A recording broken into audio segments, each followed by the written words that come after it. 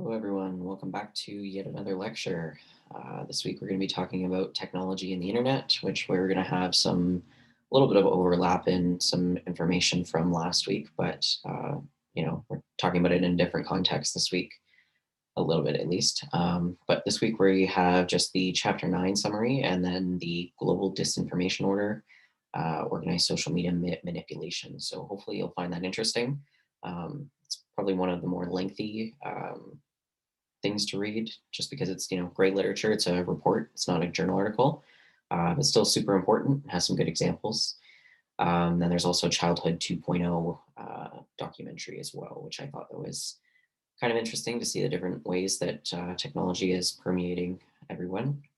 But this week we're going to be talking about high-tech global flows and the structures that are involved in technology, mass media, and the internet and social media. We're going to explain the connections between these in relation to globalization. So first off, we've got some theoretical concepts. Again, this was something that I kind of touched on a little tiny bit at the end of last week's lecture. So hopefully this will kind of bring it into more, a little bit more linkage and relevance. But this lecture is dealing with three of the most cutting edge aspects of the social world in general and globalization in particular. And those are under the high tech global flows and structures, which are technology, mass media, and the internet, and social media as a byproduct of the internet and mass media. And so while for discussion purposes, a lot of technologies like universal product codes, robotic production, et cetera, are kind of treated separately. In this chapter, the media and the internet are themselves technologies. And so the internet encompasses a lot of crucial, important new technologies, and the media are being transformed by a variety of new technologies like the internet. And so you've got social media sites, which are, taking out newspapers and whatnot. And these are things that facilitate and direct global flows. And in doing so, they compress space and time. However, some flows can be threatening to governments and transnational corporations that have constructed a variety of barriers to stop, slow, or monitor certain types of flows. And so this lecture is going to, kind of analyze responses to these barriers on the part of civil society and the technologically mediated struggles involved in shaping the processes of globalization. So these technological changes of all sorts have been touched in globalization. And so we have a lot of things that are affected by social processes. And these changes have occurred over a century or more, depending on how you kind of conceive the history of globalization, like we talked about in the phases and events in globalization. But they're all accelerating in recent years, especially within the international or internet age, which are creating or at least expediting global processes. So global flows have been kind of hastened by time-space compression. And so what time-space compression is this shrinking of space and the reduction of time required by a wide range of processes. And these are brought about by changes in transportation and communication technologies, advanced mainly by capitalist corporations. And then there's also space-time distanciation, which is stretching the social relations across space and time, which is brought about by technological change. So in these theoretical concepts, we're going to talk about them a little bit more in in each of the concepts of technology, media, and the internet. So starting off with technology, we have technology like the world's first container shipment, which was created in 1956. And that's an example of technological development in the realm of commerce. And that resulted in significant time-space compression. So instead of loading and unloading goods at various sorts individually or in small batches, we have these shipping containers that are already filled with products that are loaded on and unloaded from shipping ships, like container ships. And so this new era of shipping was born that allowed a lot more rapid unloading and loading of ships, and this seamless transfer of containers between ships and from ships to trucks or trains or whatever. So you have, because of this greater speed, space being compressed in the sense that it took less time to complete a ship's journey and this unloading of cargo. And so that new technology cut the cost of transportation of goods dramatically.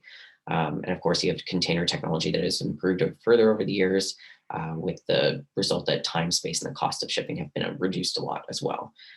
So for example, we have these mega ships that are carrying more than 23,000 containers, which is equal to the carrying capacity of more than 25 miles of trucks. And so as a result, we have modern containerization, which is it costs more to send a container by road 100 miles from port to its final destination than it does to ship the container by sea from Shanghai to Rotterdam, for example.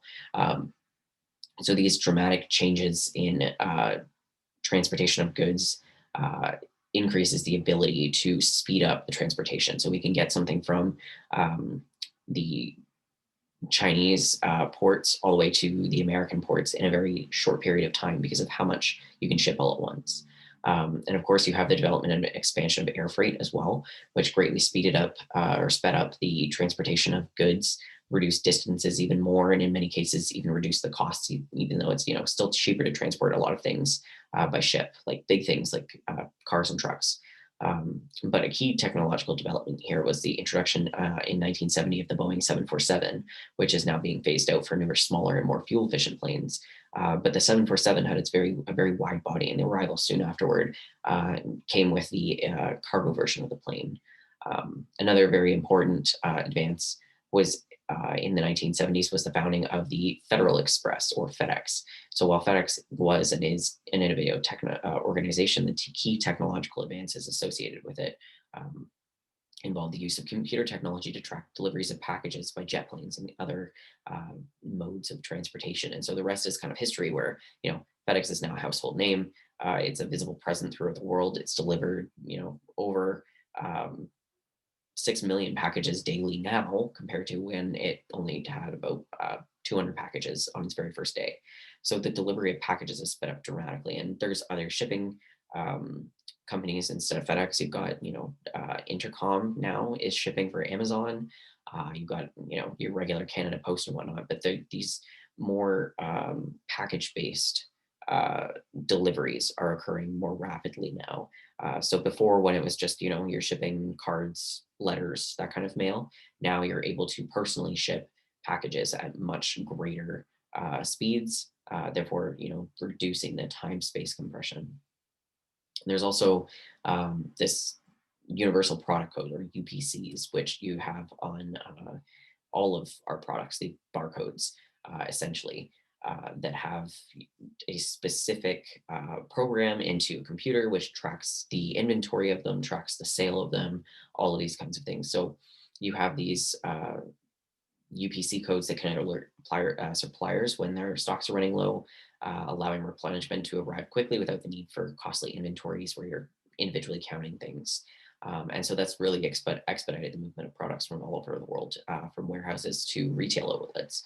And so, from the point of view of globalization, or from any point of view, really, all of these developments are kind of pale in comparison to the creation of the first personal computers in the mid 1970s, and then the internet in the 1990s. And of course, personal computers and the internet are now deeply implicated in and essential to almost all other technological developments, as well as many others. But these developments really paved the way for global internet transactions and the coordination of global value change.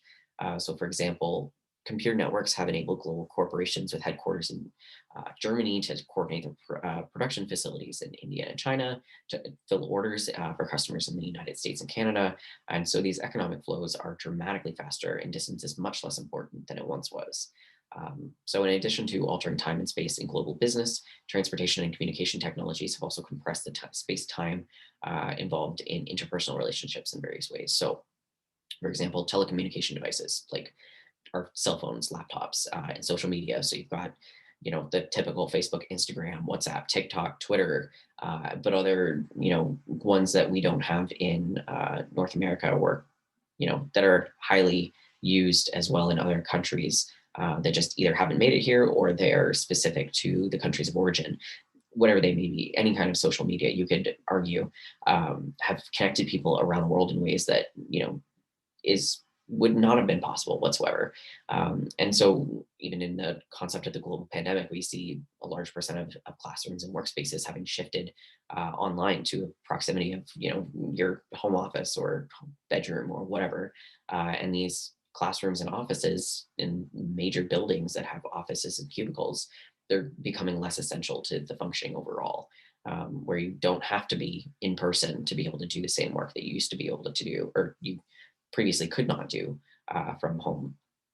And so we see these connections brought about by this time space distantiation, or the stretching of social relations across time and space. And these technologies have decoupled time from space, enabling globe spanning relationships that don't depend on the co presence of their participants. So you can exist wherever you are, and I'm existing where I am, and we're still doing the thing that we're supposed to be doing in this relationship. I'm still lecturing to you. You're still, hopefully listening and retaining as much information as possible from the lecture so you learn from it.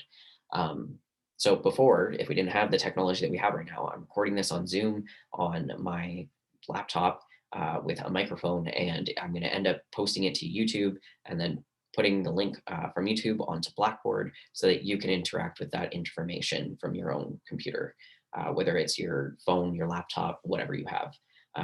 So all of these things, like if you had said that single sentence as somebody in the 1960s, they would have been like, what are you talking about? I have no idea what you're talking about. It doesn't exist. It's not even conceptualized yet. Um, so it's very quickly moving into new spaces. And who knows, in 10 years, I could say the same sentence and they'd be like, wow, that's so outdated. It'd be like us talking about having VHS tapes and compared to Blu-ray and DVD players, right? Um, so anyway, while this concept of space-time distanciation is very similar to the notion of time-space compression, there are important differences between them. So for example, time and space compression does not necessarily mean that we need to relate to others who are not co-present, but we can see the driving forces between these new social relations. So as a Marxist, Harvey, who came up with these two theoretical concepts, he theorizes that the implosion of time and space and the social relations that result from this implosion as being driven by global capitalism and its corporations. So what does that mean? You're really thinking that if things are imploding of time and space and these social relations that are relating from this implosion are being driven by global capitalism and its corporations like Facebook and Google, so they're benefiting somehow from this implosion of time and space. In contrast, Giddens theorizes space-time distanciation as driven by technological change that is independent of capital pursuit and profit. So, in other words, Giddens is then decoupling the technological change from capitalism and does not see capitalism as determining the force of the change. So, to review that, Harvey thinks that capitalism is connected to time and space within his own theory, and Giddens thinks that it's separate from capitalism. This time space distanciation is separate from capitalism. So, when we think about these different technological advances that have contributed greatly to the globalization of commerce and of interpersonal relations, we have to think not only about the innumerable other technology advances that these areas could be mentioned, but also the globalization of every other realm that's have been covered that we talked about this semester by all of these technological changes. A lot of these things that have happened in the last 20, 30 years would not have been possible without the technological influences that we've had today. But we also have to be careful not to exaggerate the technological impacts on global flows as well. So they have not eliminated the role of space and time in how we experience life, but instead we view technology as mediating time and space instead. So for example, in the world of global capitalism, these global cities like New York and London that we've talked about in previous lectures, they've become very critical hubs for the flows of global finance. And it's true that the distance between those cities have been compressed, but many important functions remain anchored in these physical places. So, in these interpersonal relationships, the internet and social media might connect people in distant areas of the globe, but those people remain situated in their local environments. Furthermore, much of social media also serves to facilitate and strengthen face to space interactions through meetups, flash mobs, whatever, in nearby locations. So, during COVID-19, a lot of students and professors have become more appreciative of the value of in person classes. And although we ended up moving this class to in person just because of circumstance, we do value the in person interactions that we get to have. And although it might not be the easiest to take classes online, it's convenient, but we still value this in person connection that we can actually have when we're talking to people in our like social groups. Um, and so in these examples, these social relations are assisted by these high-tech flows that connect various locations without eliminating their importance to the physical space. So regardless of whether or not they physical space is being used anymore, it still has value to it. Um, and different types of technology are being used in different contexts. So we have new healthcare technologies like wireless wearable sensors, MRIs, CAT scans, 3D printing for modeling patient organs and appendages. And these have not only been created at a rapid rate, but that's also because of global improvements of transport, but they flow around the world much more rapidly than before. And so these really extraordinarily expensive technologies are created in places like the global north, where developed countries are able to afford the technologies and they spread it through the north. Um, and this is especially the case for a lot of world leaders like Japan and the United States that have a lot of these technologies relative to the size of the population. So the machines are not only more likely to exist in developed countries, but they're also more likely to be used extensively by the patients because they have health insurance or are able to afford the very expensive scans of tests and surgery that are associated with them. So furthermore, the wide scale existence of these expensive machines leads to pressure to use them. So it's costly to produce these machines, and they can't, just be sitting not used in a hospital for long periods of time. They have to be used constantly. And also concentrated in developed countries are the highly trained personnel needed to run and maintain the machines to administer these tests, interpret these results of whatever the MRIs. Um, in contrast, there are very few of these technologies that are flowing to less developed countries, and they're used less intensively because there are relatively few trained people that are capable of conducting these tests and interpreting these as results, but also for people who can't afford them because they do not have health insurance. And we all know that the profits are going to be going back to the companies that are creating these technologies. And let's say if one of them costs $1 million and it costs $100,000 to run one test, people that don't have that money or health insurance are not going to be able to use that. And that's seen even in developed countries like the US, that where you either have the money or you don't for these tests, and you can go without and suffer, or you can spend a lot of time waiting for these tests like you do in Canada, even though you've got it paid for when you need it.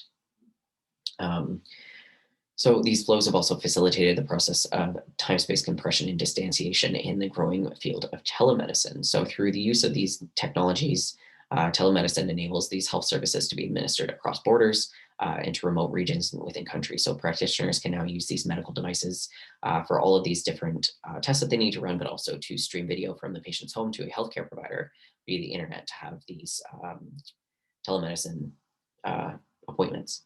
And so like previous pandemics and disasters, COVID-19 has obviously increased the need for telehealth.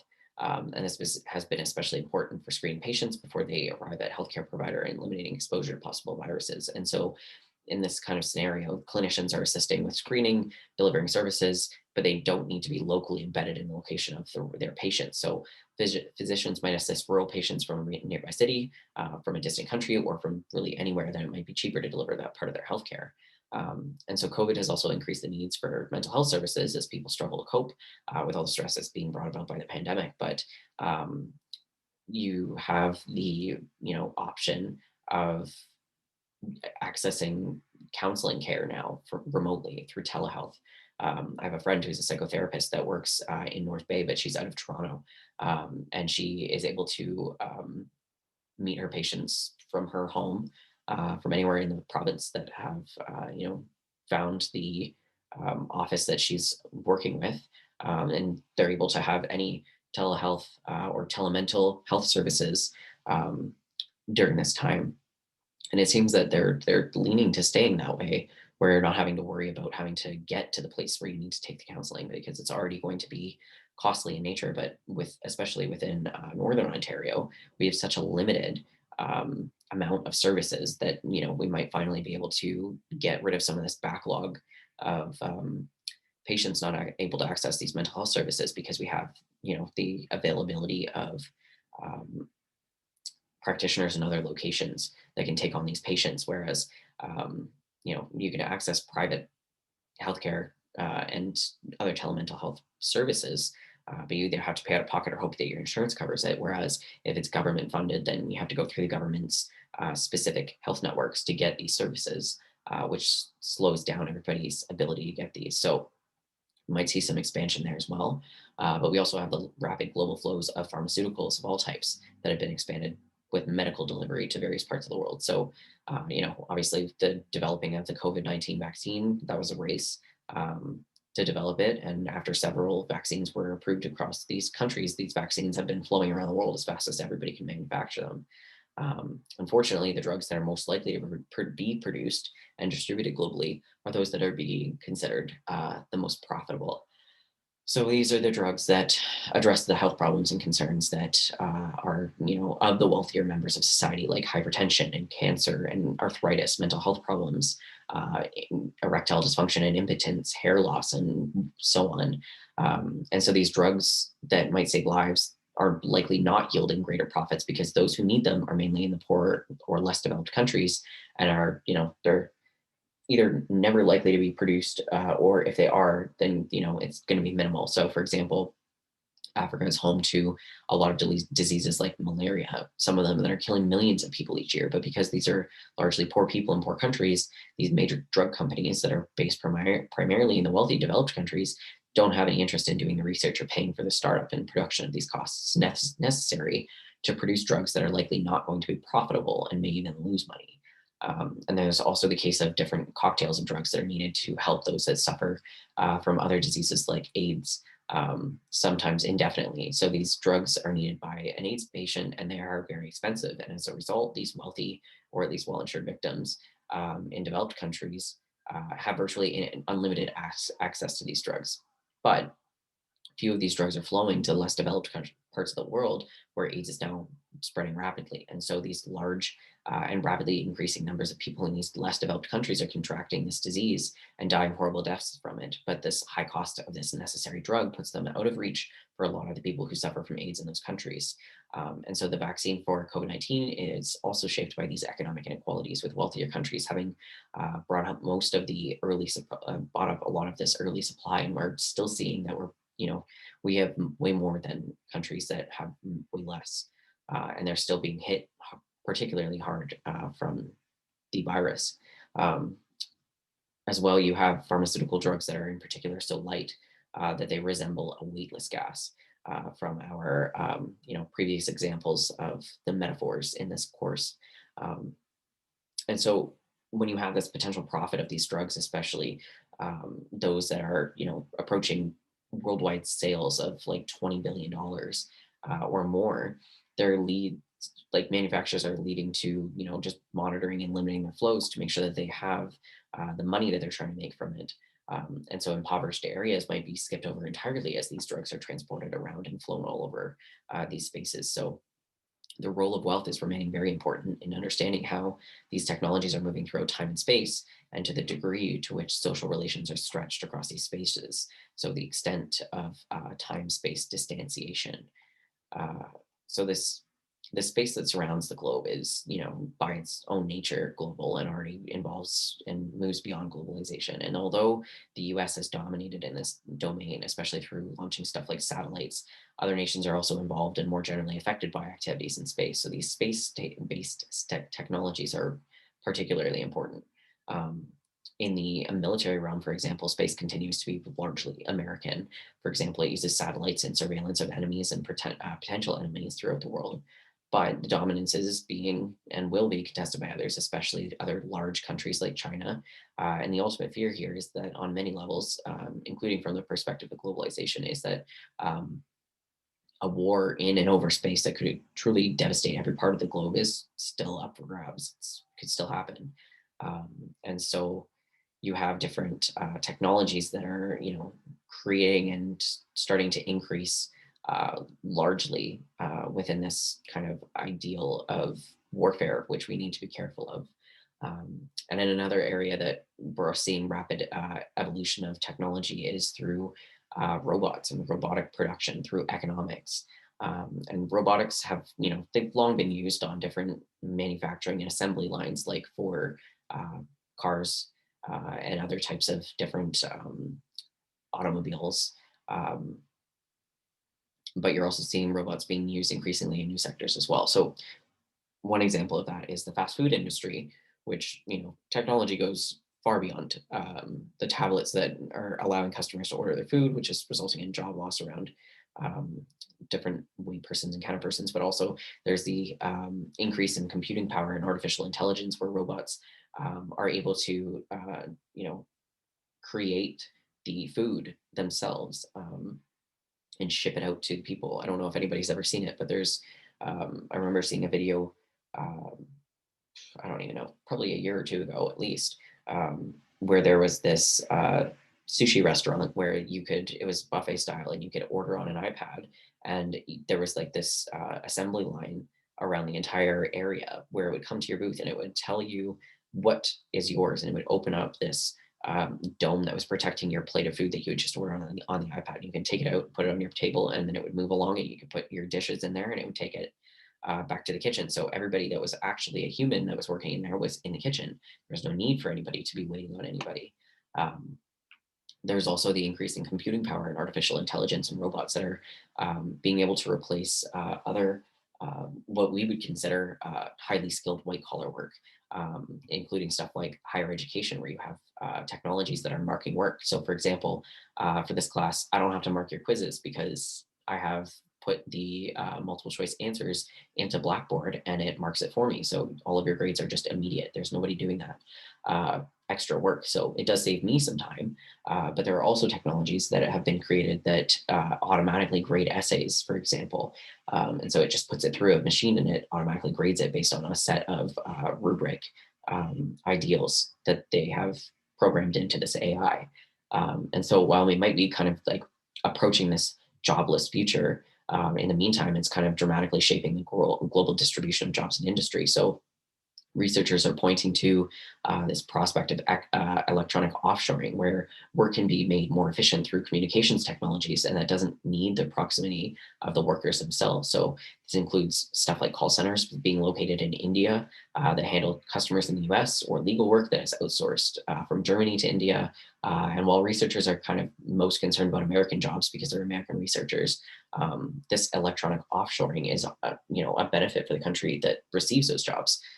However, the larger point for the researcher is that there's, not a comparable number of jobs moving from other countries, and so the total number of jobs is becoming smaller and being distributed differently across the globe. Um, and so robots could shape global production in other ways as well, with robots doing these more minute, labor intensive tasks that require agility. They can also revolutionize apparel manufacturing and consumer electronics assembly, which largely takes place in Southeast Asia. And so, as robots are replacing humans, this work might be returning to developed countries like the US and Europe and Canada, but they have virtually no humans doing the actual labor. It's just, technology doing it all. And then we also have the concept of leapfrogging. So, this popular image of technological change as it relates to globalization is that it advances flows around the world gradually and systematically. So they compress time and space slowly and systematically. So while this doesn't occur, it does occur in many cases and in many places, especially in the global north. It's also the case that global technological changes can occur erratically and irregularly. So the flows can be sporadic. And of course, one of the reasons for this is the fact that barriers to these flows exist in many parts of the world, especially in the global south. So, for example, the lack of electricity in many parts of the world serves to exclude a lot of new technologies.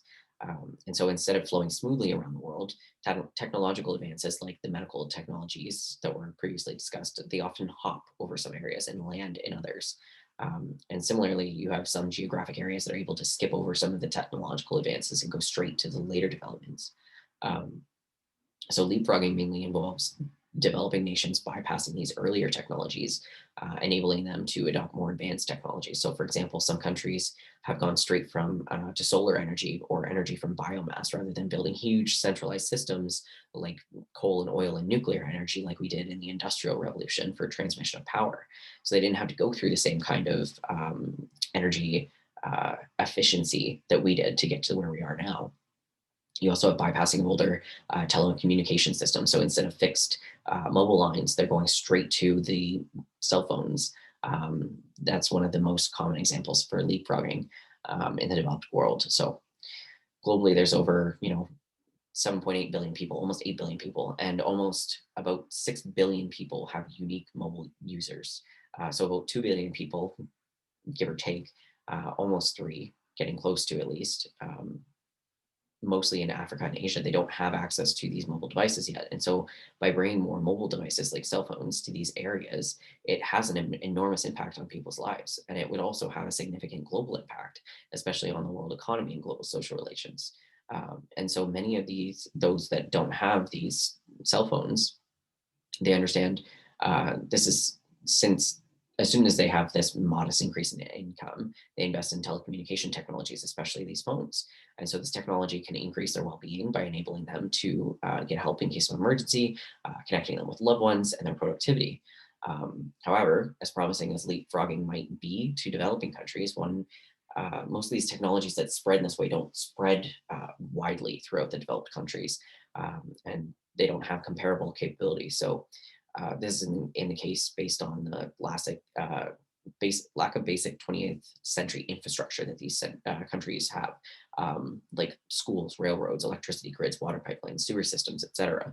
And so while many developing countries have leapfrogged over PC-based internet to mobile-based cellular internet access, they usually lack the 4G or 5G networks, which limits their ability to harness this mobile internet access. So, in other words, these technological infrastructures are not functionally equivalent and partially they reproduce the global digital divide that already exists. And so, while leapfrogging is useful in some developing countries, more fundamental changes in infrastructure are still needed to, make most new technologies really truly available to the bulk of the population. In addition to lack of infrastructure, other barriers uh, to the spread of advanced technology in less developed countries are often, due to widespread illiteracy or a lack of research and development capacity or a lack of strong systems to finance this development or insufficient training in informational literacy. So there's this inability to distinguish between real and fake news or the absence of strong and stable governments. And so, for example, you have like recent rioting and warfare in Yemen and Syria, Somalia, Afghanistan, Venezuela, and elsewhere that have created all sorts of problems that are including not serving as barriers to technological development, but perhaps um, also setting their development back years, if not decades.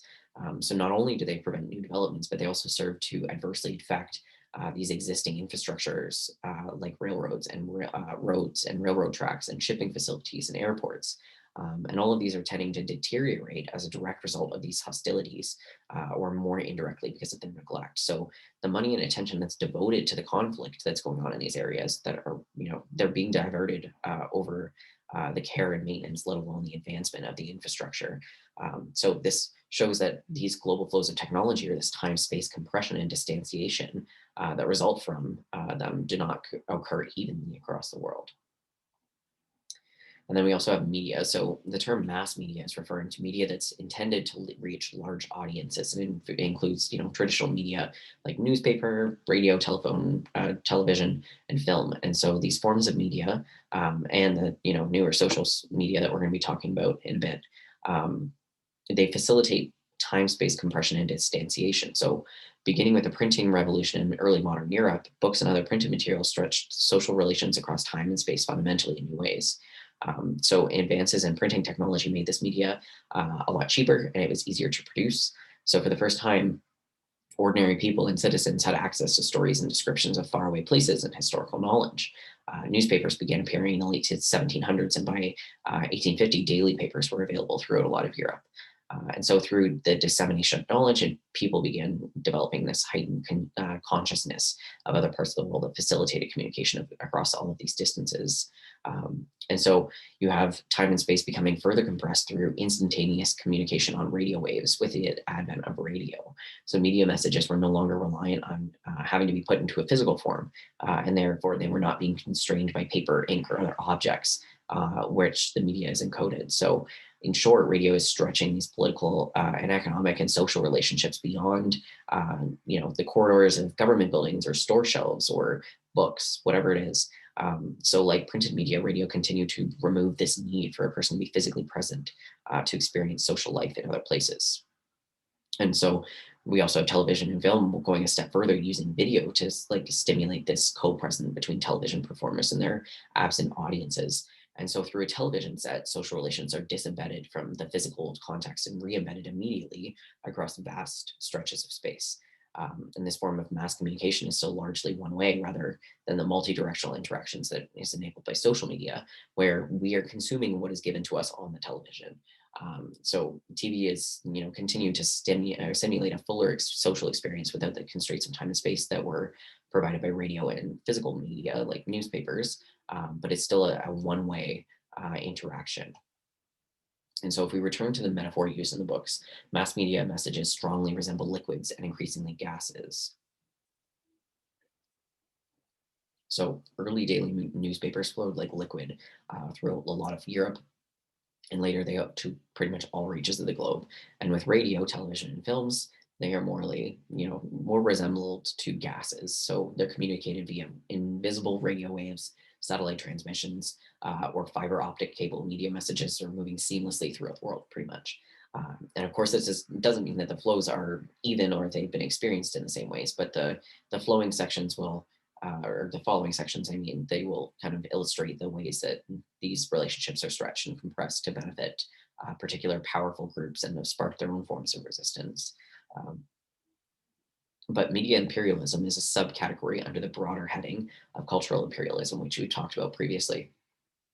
And so the conventional view for a long time was that within the Western, especially US media, um, and the technologies associated with it, that was imperialistic and dominated by our more developed nations in the less developed nations and their cultures. So it's television programs that created in the U.S., movies in Hollywood, books by American authors that were published in the U.S. and U.S. media conglomerates like Fox and Time Warner or CBC, or I guess that's Canadian, but CBC, BBC in Europe and everywhere.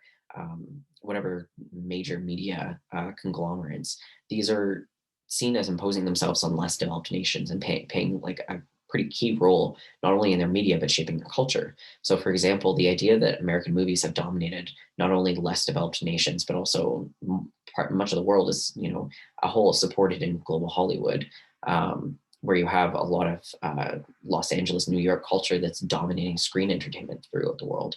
Um, and while it's still a powerful view, others have, you know, discussed and had their views heard based on this issue that indicate that Western, especially the American media, are not as powerful as they once were, or how much they once thought. For example, Bollywood in India is, their answer to Hollywood, and it's a source of a large number of movies that are distributed throughout a lot of the world.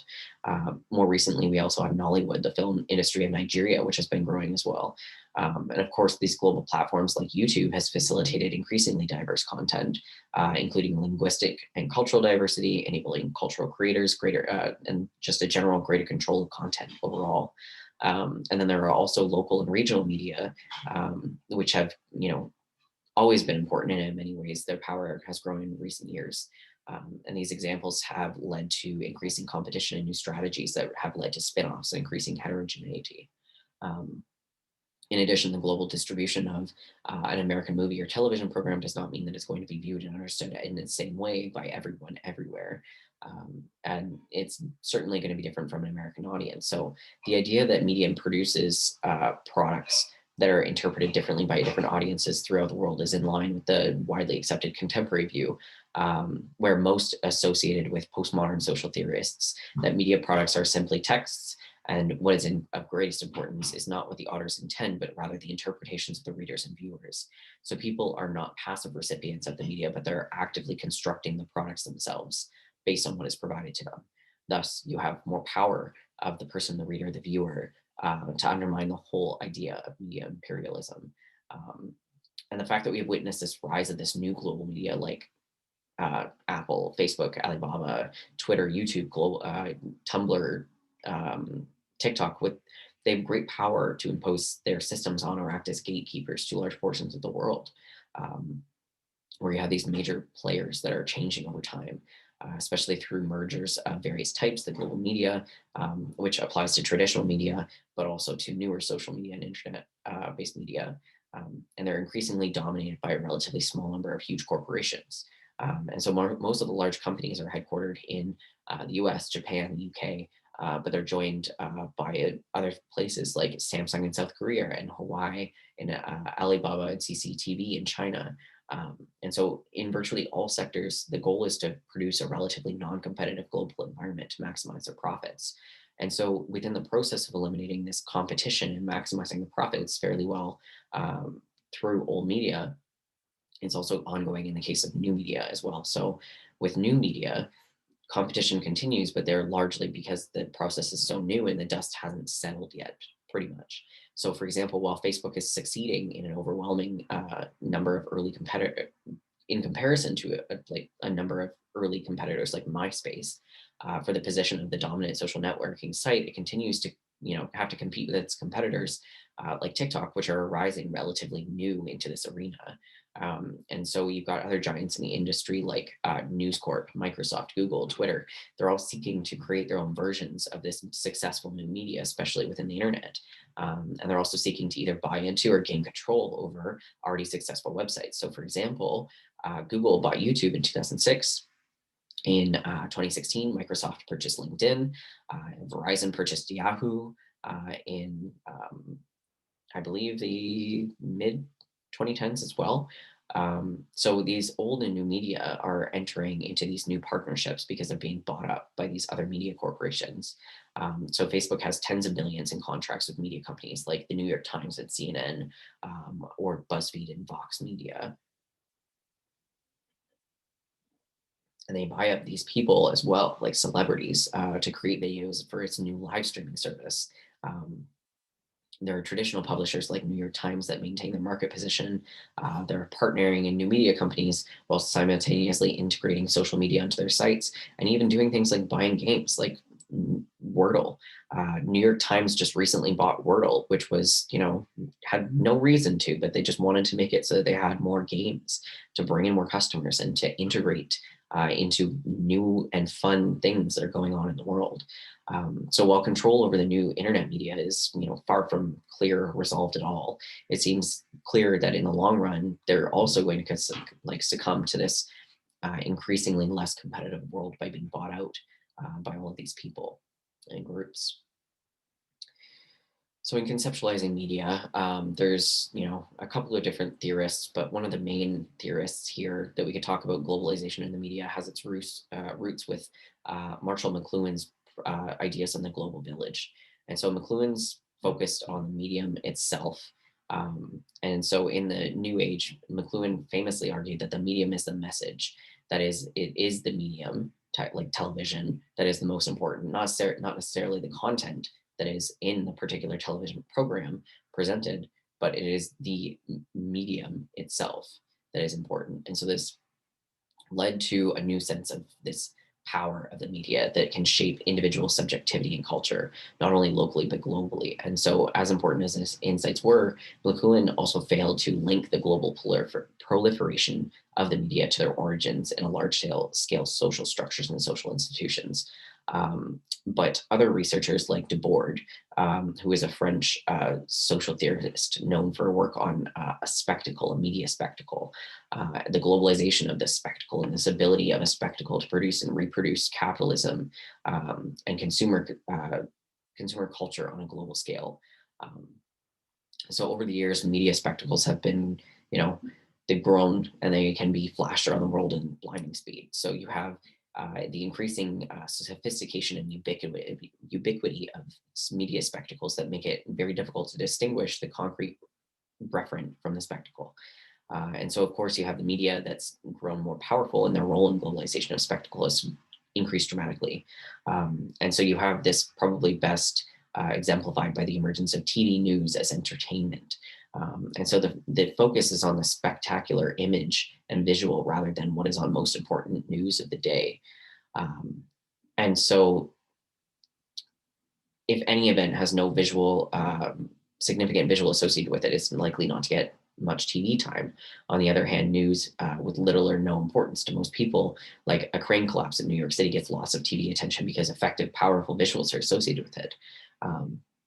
And so, of course, you also have the 24 hours news cycle as well, where you're constantly getting breaking news, breaking news, breaking news at any hour of the day when it's possible that they've been playing the same stories for the last 8 hours because nothing else has gotten the same kind of TV attention and the visuals that are needed. And of course, you have the most important spectacles that are associated with events that are very important and offer very powerful visuals. So we talked about terrorist attacks of 9/11, which we watched in a documentary last week with the collapse of the Twin Towers. Similar visuals and spectacles were associated with the bombing of the London Underground. in 2005, the Boston Marathon in 2013, violent clashes between Turkey's government and protesters in 2013, or several mass shootings throughout the US in the most recent years. But also within Florida, most recently in 2018, that were, you know, played most on the news. And then, of course, you have the early days of the pandemic, where highly important stories were paired with like eerily empty Manhattan or London streets, or Toronto streets. If you're looking at local news, at least in Ontario, we're looking at just like the empty 400 series highways because nobody's going to work because it was shut down. Um, so anyway, this focus on media spectacles tends to emphasize this global power of media, but other perspectives have focused more on the importance of marginal voices and counter-hegemonic narratives rather than the global media. So from a global point of view, this means that it's not just the hegemonic messages from these media giants that are circulated throughout the world, but also hegemonic messages from the margins. So, for example, you have cell phones and social media in the less developed world, where messages can be transmitted rapidly to large numbers of people. And from this perspective, a world of difference can now circulate globally and serve as a counterweight to the global power of media. And since this mass media tends to, produce or disseminate these discourses, it's those that are on the margin who are the major source of these counter hegemonic discourses throughout the world, such as different whistleblowers in China that alerted people to COVID-19 first. So, for example, Dr. Wen Liang was working at Wuhan Hospital in January 2020 when he used social media to warn people of this mysterious virus, but he was very quickly detained by police for spreading false rumors. And so, when COVID-19 spread quickly around the world, it was one of the main stories of obviously 2020, and he became a folk hero for sounding the alarm. When he died a month later, his death began to be, one of the most read topics on China's microblogging site Weibo overnight, with over 1.5 billion views. So, while this is an optimistic perspective of the media to empower people, a more pessimistic view is also presented in various circles. And so that's also including variety of neo-Marxian theories, especially associated with those from the Frankfurt School. And these theorists associated with the school of thought tended to shift to the traditional focus of Marxian analysis away from the economy and to culture, of which media are a significant component.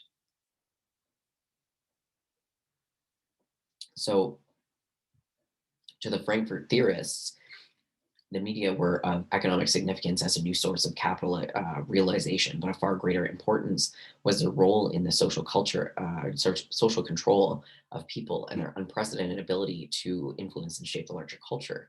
So instead of leading to counter hegemonic discourses, the Frankfurt thinkers tended to think of media and their other components of what they called the culture industry as foreclosing the possibility of emancipatory discourses and action. So, in noteworthy example of powerful economic interests is that of Fox News in the US. Um, and US Fox News is the most watched news network in the US, and it has significant impacts on shaping culture and politics. So, Fox News is part of a much larger media conglomerate, the Fox Corporation, and it is controlled by the Murdochs, a family of media moguls that is one of the richest families in the world. They're ranked 52 as of, Richard Dean's text. Um, and it generates over $1 billion in profits every year.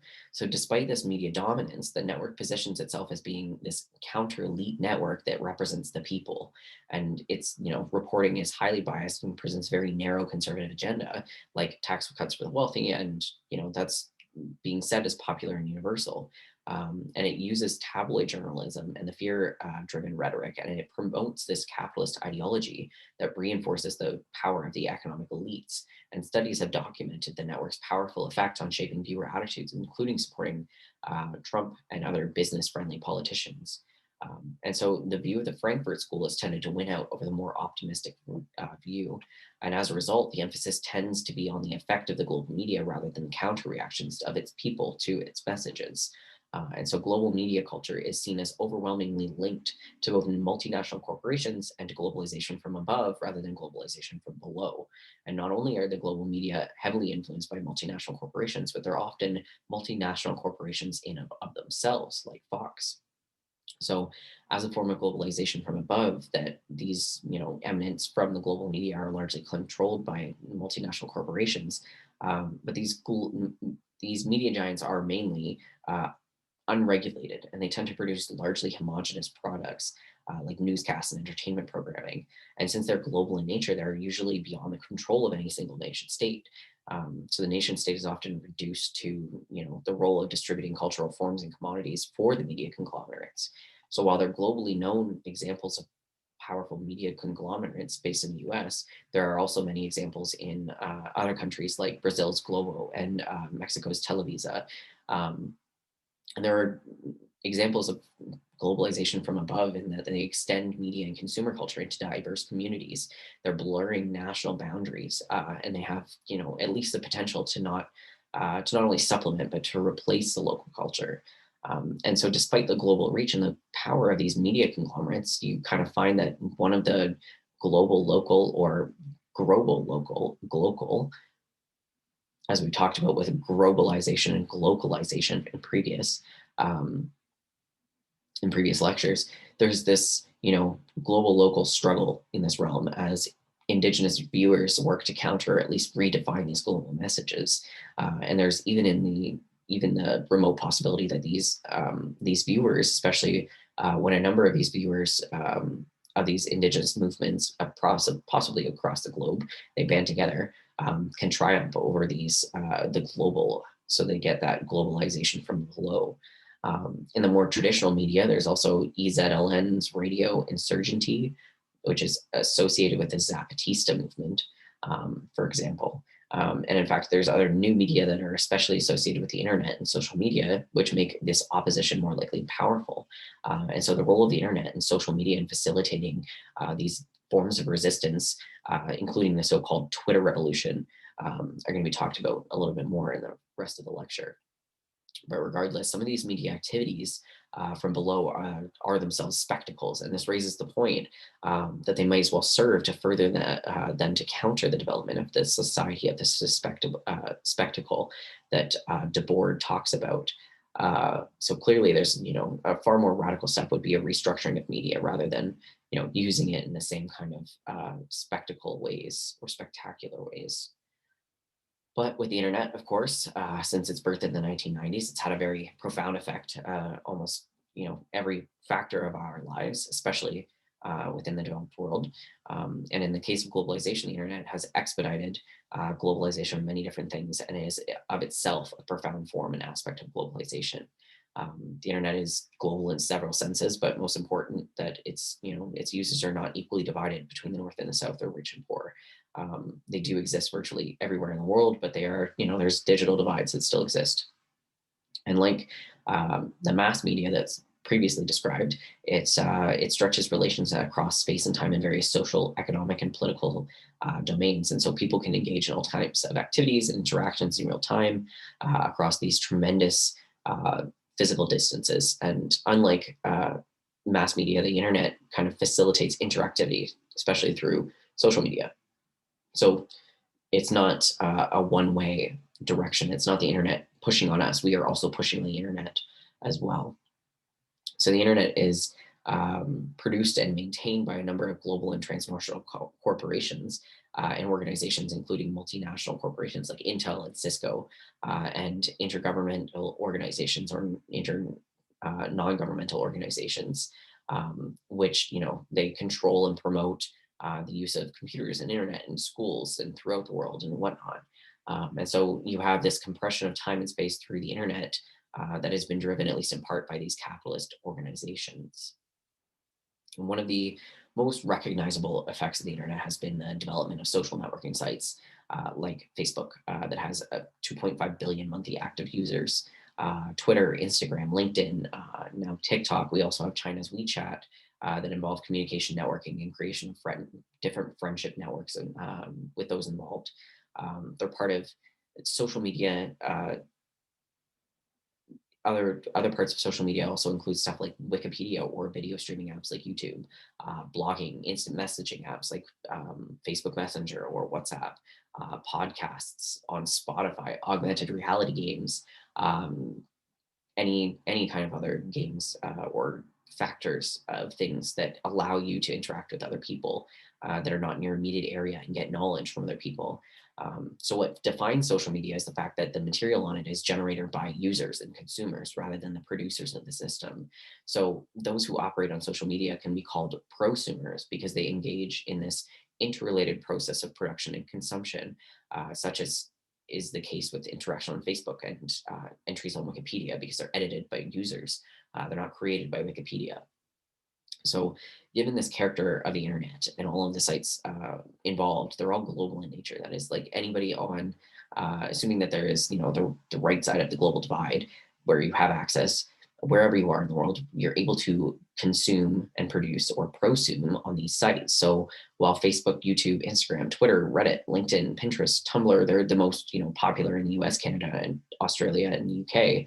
There are plenty of other sites throughout the world that do pretty much the same thing. So, for example, you have Qzone, which is a comprehensive Chinese platform for blogging, video sharing, photos, and more that have over almost 850 million users monthly. You have Badu, which is a dating site based in London that's available in 47 different languages in 190 countries with over 300 million users. You have VK, which is a social networking site based in Russia that has 100 million monthly active viewers. And so it's the global nature of these social networking sites and this ability of the people throughout much of the world to participate in these sites that make them a truly global phenomenon. Because of the speed by which social networking sites have grown and permeated so many aspects of our lives, it's easy to take their consequences for granted. And so, above all, this form of media best reflects two of the orienting concepts in this chapter and in this lecture, where you've got social networking sites illustrating the process of space-time compression, where users are literally anywhere in the world with an interconnection can chat and participate in groups in real time. And most of the platforms themselves are also driven by global corporations that are seeking to enlist as many free users as possible in the hope that they can later translate these massive networks into profit. So we observe this space-time distanciation as well in stretching the social community and the relationships across these enormous areas and through which people relate to each other in these meaningful ways. So through the exchange of videos and pictures and commenting on profiles and uploading content, these prosumers can like develop these intimate bonds online with people that they never would have interacted with otherwise. You can talk to somebody that lives in Russia that you would never actually interact with them because neither of you were going to the country of which you reside in. So you're bridging these online and offline networks. They're often reinforcing local networks within deeper connections. And these forms of social media really exceed earlier technologies like emails and forums and chat rooms in their ability to coordinate online events and relationships. Because, yes, while forums uh, officially in their concept, I guess Reddit is a little bit more readily available because you can see and they're more readily used. So they're updated more frequently. But previously chat forums would have been used where somebody posted a question and people replied to it like in Reddit, but it would take longer times for people to read and respond. There were different channels through each where you have subreddits on Reddit, but there were different forums and chat rooms and whatnot. Whereas even with email, it's not an instantaneous thing. You don't get an instant response like you would from a text message. It's definitely grown to be more accessible because now we have them on our phones and we can access it. But before you couldn't answer an email on the go. You had to be in front of your computer to do so. Same with chat rooms and whatnot.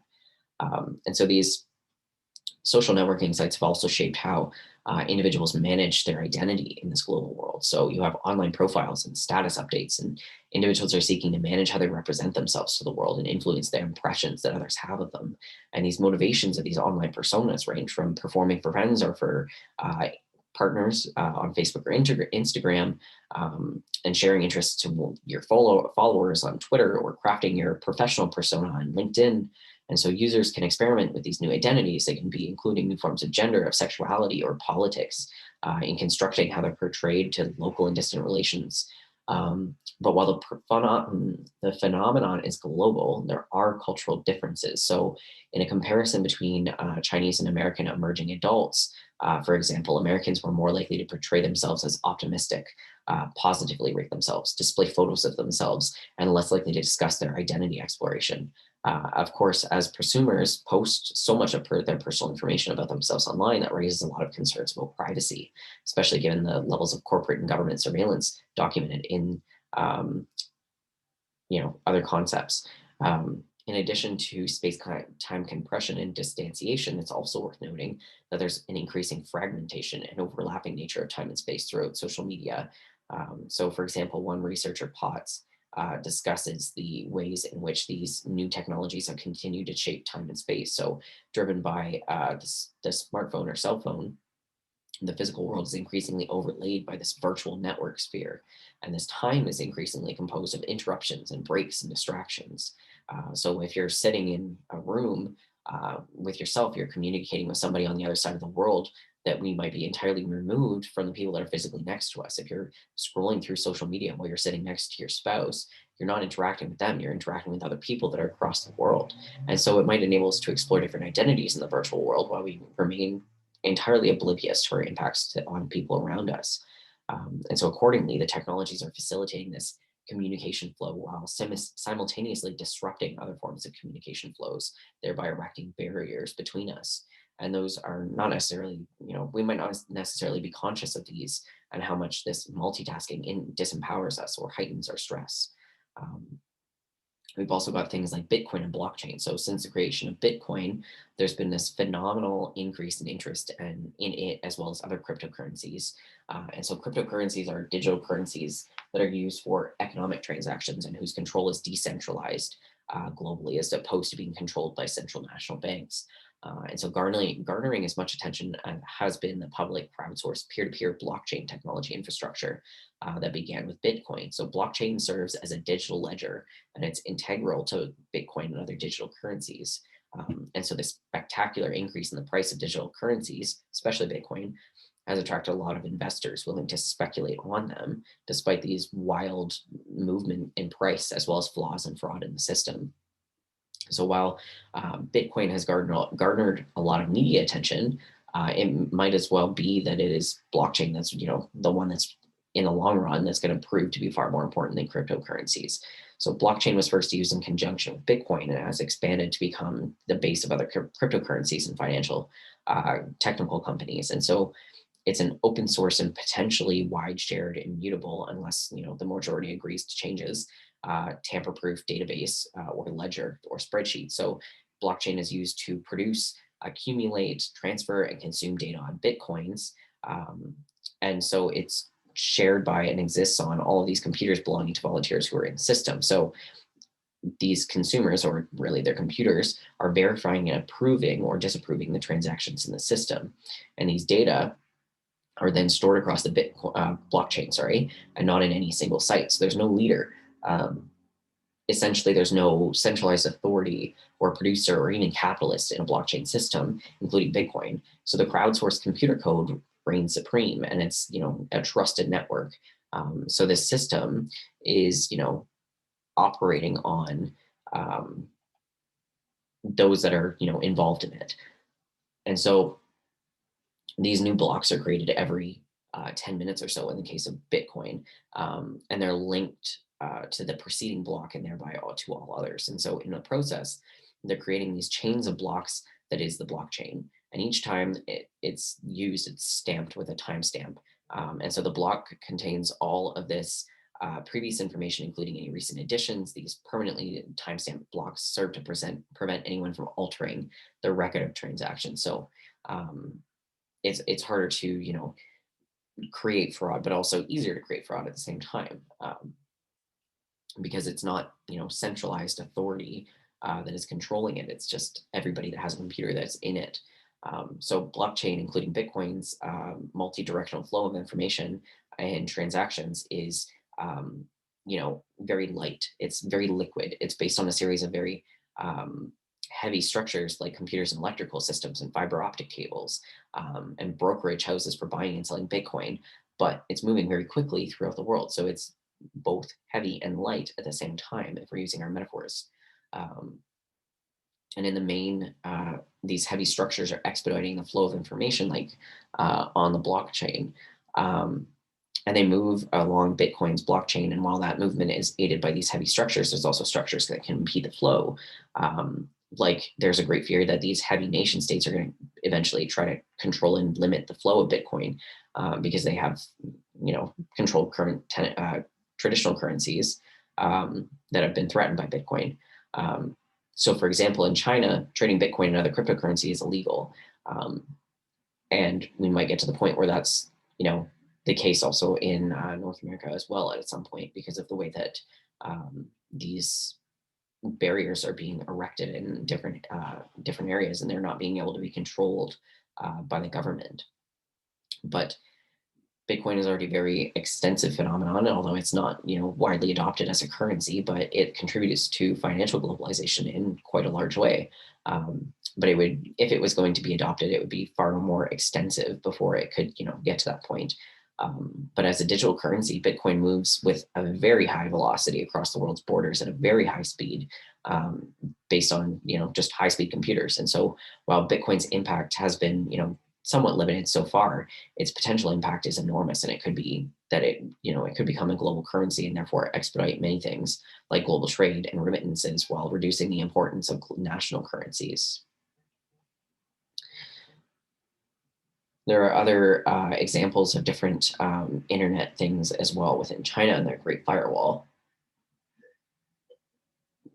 where there's over 850 million users of the internet in China, which is staggering, and its increase has facilitated this explosion by smartphone usages.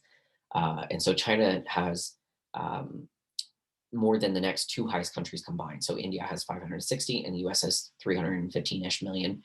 And so only about 60% of China's population is currently using the internet, but China will continue to be the world leader in the internet by a huge margin. And so what is most interesting about the internet in China today is that from the perspective of this, from Ritzer and Dean at least, is how well it illustrates the basic argument about the relationship between global flows and structural barriers to these flows. So like a lot of other countries, the major flows through the internet in China include pirated films, music, books, and TV shows that can be watched free of charge. And so there's also the delivery of smartphones of mobile internet content or online multiplayer games, online communities of social networking, instant messages, gossips, photos, memes, videos of American and European sports, e-commerce, etc. On the surface, it seems that the internet flows in China are not much different from other places in the world. But what is different is that there are active efforts by the Chinese government to erect barriers to the flows. And so this barrier has been termed um, the Great Firewall, the Golden Shield, by a couple of different researchers. And so other countries like Iran, North Korea also block some of their internet traffic as well. But the whole point of this is to block various flows from including the censoring of news, controlling television, limits on bookshops and movie theaters. And these barriers include restrictions to a large access or a large number of foreign websites like Wikipedia, YouTube, Facebook, Google, Twitter, Instagram. There's filters on China's main search engine that are designed to keep material regarded by the government as politically sensitive out. And so over time, this golden shield has grown in scope and scale, becoming even more strict about accessing content. And so the Chinese government has created this cybersecurity law that outlines the importance of internet restrictions for maintaining public order. So any person and organization using networks have to abide by this constitution and laws and observe public order, respect social morality, et cetera, et cetera. You can't do certain things on the internet because they are infringing on reputation, privacy, intellectual property, or other lawful rights and interests of others and other acts. So these rules have been, put in place to address a very large, extremely broad set of behaviors and activities that are now punishable by law based on what you're doing on the internet. And the Chinese government deploys a number of strategies to police this online contact, which is, through URL filtering, where they're, entirely blocked if they have a certain terms in them. Another strategy is self-censorship through enforcing these penalties. Regardless, the whole point of this is that it's, demonstrating an example of these barriers that can be put up through the national control of the internet. And there are different ideologies that are put in place in North America as well to try and control different aspects of the internet. And we may come to see that we also have a similar internet firewall that is being put up in our internet flows in the near future, if the governments can get, enough funding to get these kinds of laws put through.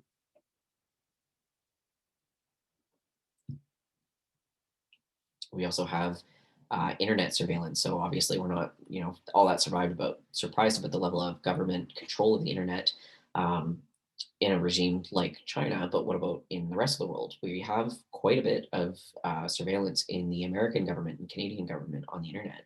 Um, for example, in an information leak by the former U.S. intelligence contractor Edward Snowden, that caught the world's attention in 2013, where classified documents show that the US National Security Agency, or the NSA, and their British counterparts are spying on their citizens. And these documents show that while these governments have not, sought to stop or censor the flows of communication, they're observing, recording, and acting on this information. And in general, the NSA and the GCHQ, which is the British version, um, have compromised these guarantees that internet companies have been given to consumers to reassure them that their communications and online banking and medical records would be indecipherable to criminals or to the government. And these techniques include covert measures enabling NSA's control over international encryption standards, the use of supercomputers to break codes, and working with private companies to access their products and services. So there's quite a few backdoors that they can find in different areas, and including stuff like social media surveillance as well. And so some of that will be brought up in next week's content as well in the documentaries that will be watched. But I believe that they're somewhat brought up in Childhood 2.0 as well. But anyways, these governments are claiming that this is a necessary to, fight international terrorism, and it's vital for collecting information that keeps people safe. And security analysts have pointed out to that, vulnerabilities can be exploited by anyone. So if you're surveilling this on your own citizens, somebody else can take this over and decide what they want to do with that information. Um, it's also worth mentioning here that the role of global corporations playing in promoting internet surveillance. Sorry, just a moment. Sorry, where was I? So it's also worth mentioning that the role of global corporations playing in promoting internet surveillance as well. So in addition to serving as agents of various governments, they also have their own interests in monitoring, tracking, and observing users' behaviors online. So the information that Facebook users are posting about themselves, or that Google collects about their users and their searches, saves huge data sources for they're huge data sources for corporate surveillance. So corporations mine this data, and then he produced targeted ads that subtly seek to shape consumer behavior and promote consumer culture that benefited the companies and their clients.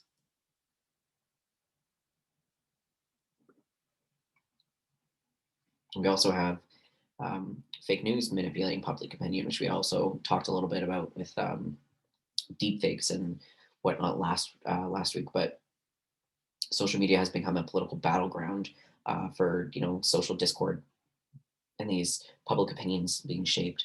Um, and this is global to the extent that governments and corporations are, waging these secretive campaigns to show public opinion in other countries. That these campaigns are happening all over the world, and it's almost certain that all of this information is showing up on everybody's social media feeds in here. Um, and so these are, there's organized media manipulation in 70 plus countries. And we can see that here in this map. Um, the different areas where global disinformation has been spreading.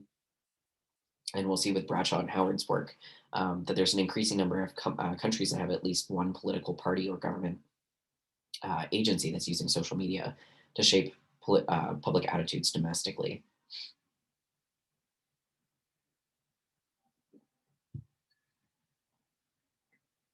And so there's also the fight for global internet governance as well. So um, governments are trying to get more autonomy in governing in the internet in their own borders. They're trying to control it, which we've kind of touched on already. Um, and so you don't have like this kind of, there wasn't this concern with this yet until after Edward Snowden and his leak of the information about US surveillance, really, where the US announced that it would finally step back from governing the internet. But as noted, it's likely that they're, still surveilling, and it's prompting a move toward more global collaborative governance to surveil. And we don't know what it's going to do to the internet. It could fragment the.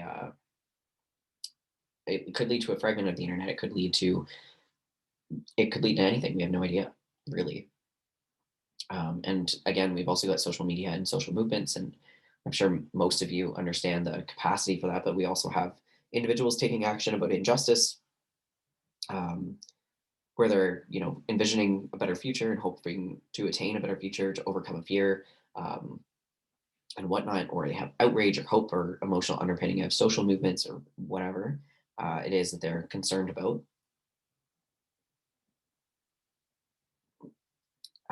And you also have social media that's empowering protests. We can see that with the um, so-called Twitter revolution, or you can see that with the Black Lives Matter movement, or even just the Ottawa um, protests and the freedom movements.